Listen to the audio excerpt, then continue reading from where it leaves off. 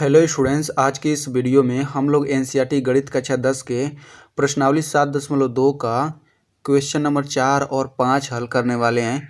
तो सबसे पहले क्वेश्चन नंबर 4 हल करेंगे, तो इसे पढ़ लेते हैं।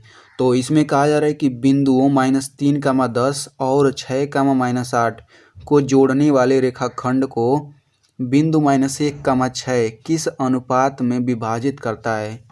ठीक ना, यानी कि हमसे अनुपात पूछा है, यम1 अनुपाते यम2 का मान हमसे पूछा है। ठीक ना, तो हम लोग सबसे पहले यहाँ पे रेखाखंड बना लेते हैं। तो इसमें पहला निर्देशांक दिया गया है -3, 10, तो इसको ए मान लेते हैं।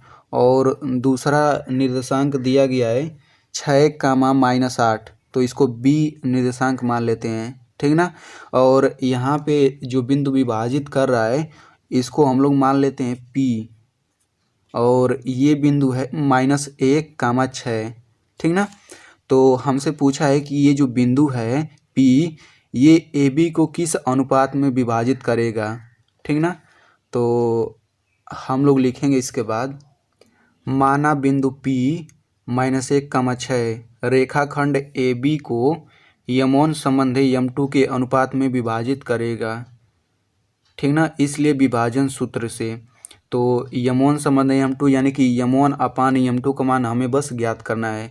तो लिखेंगे इसलिए विभाजन सूत्र से, तो ये होगा x बराबर यम1 x2 प्लस m2 x1 अपान यम1 प्लस यम2।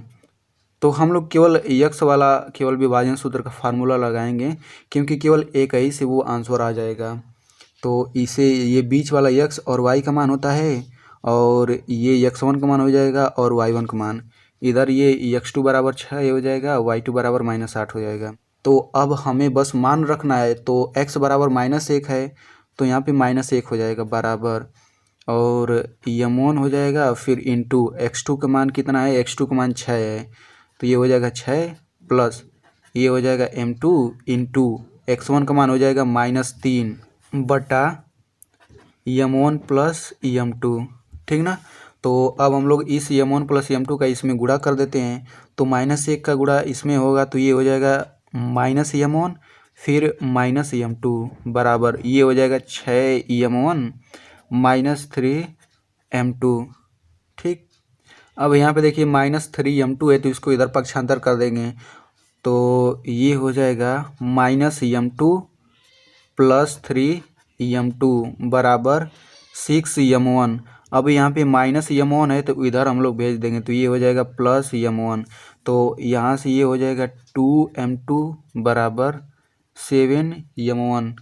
ठीक ना, तो यहाँ से चूँकि गुणा है, तो ये हो जाएगा 2, 7 गुणा है तो इधर होके भाग हो जाएगा, 2/7 बराबर यम1 अपान ये यम2 नीचे आ जाएगा।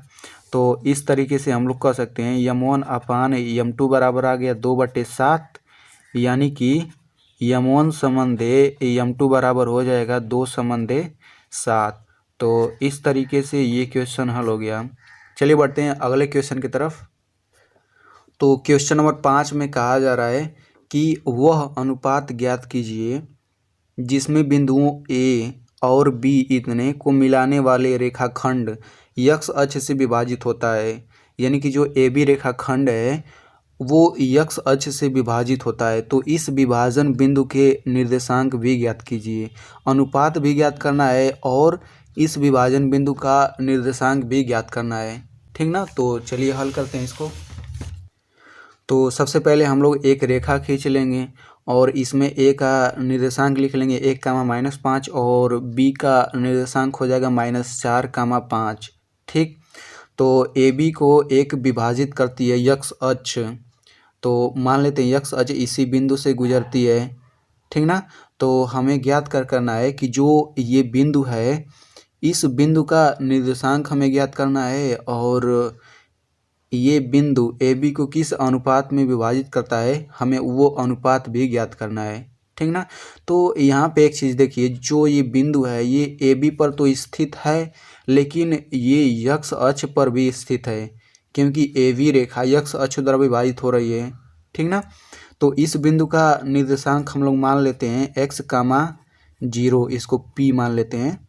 तो x कामा जीरो क्यों हमने माना, क्योंकि ये बिंदु x अक्ष पर भी स्थित है और x अक्ष पर जो बिंदु स्थित होती है उसका y निर्देशांक हमेशा जीरो होता है, ठीक ना।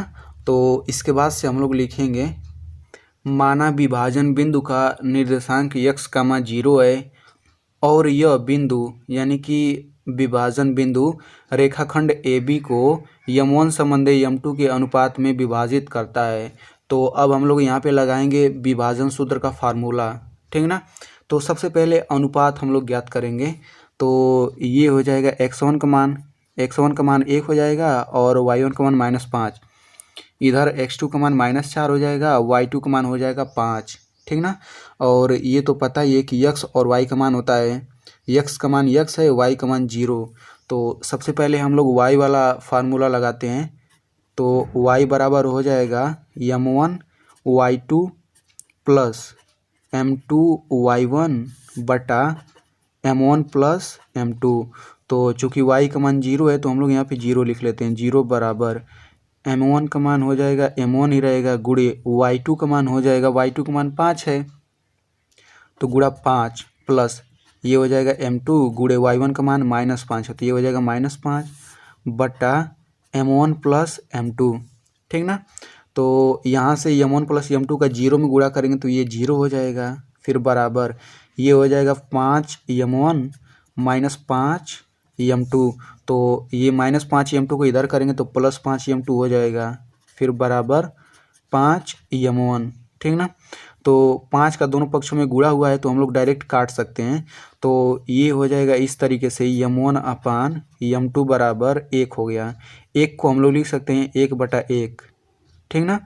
तो इस तरीके से हम लोग कर सकते हैं m1 संबंधे m2 का मान आ गया 1 संबंधे 1। तो इसका एक आंसर ये हो गया।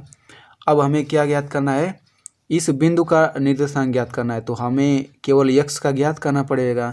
तो हम लोग x का मान भी ज्ञात कर लेते हैं।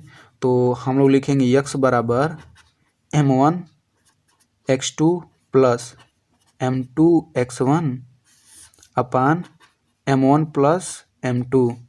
तो ये हो जाएगा बराबर, अब यहाँ से देखिए m1 का मान 1 है, m2 का मान भी 1 है, तो m1 का मान लिख लेंगे 1 गुणा x2 का मान हो जाएगा, x2 का मान कितना दिया गया, x2 का मान दिया है -4, तो ये हो जाएगा -4, फिर प्लस m2 का मान 1 गुणा x1 का मान है 1, तो ये हो जाएगा 1 बटा m1 plus m2 1 + 1 is equal -4 + 1 upon 2।